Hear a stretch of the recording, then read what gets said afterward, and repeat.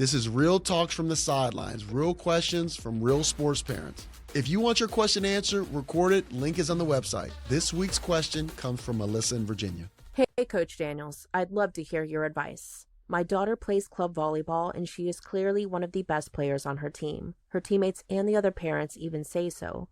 But the coach keeps starting another girl who is the assistant coach's daughter.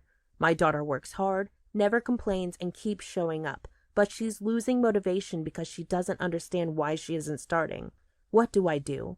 And how do I explain this to her without making her feel like it's hopeless? That's a great question, Melissa. And I know that that's extremely challenging for you. And I know that it's challenging for your youth athlete.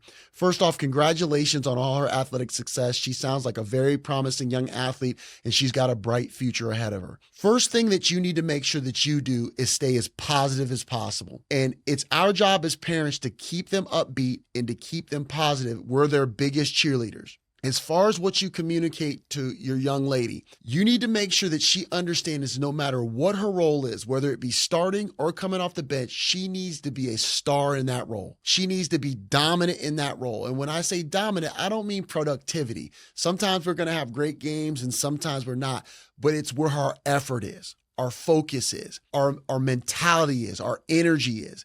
We need to be cheering for other teammates. We need to be working harder than anyone else. And we need to be dominating our role. As far as understanding that this athletic development and this process of her becoming the best athlete is a marathon, it's not a sprint. And even if another kid is starting at this role right now, that doesn't mean that it always will be. She needs to keep working and be ready for her moment.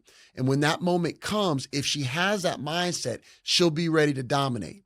Now, if this is a situation that becomes so glaring, right? Becomes so glaring that it's obvious to everyone, it may be a situation where you need to entertain trying out for other clubs or seeing what else is out there. But to be clear, I'm not a big advocate for jumping from ship to ship anytime there's any trouble in the water, because only certain situations will call for that. But that is a situation that only you know all of the dynamics and the inner workings of that. But my advice to you is to be slow to jump teams, because the grass is not always greener.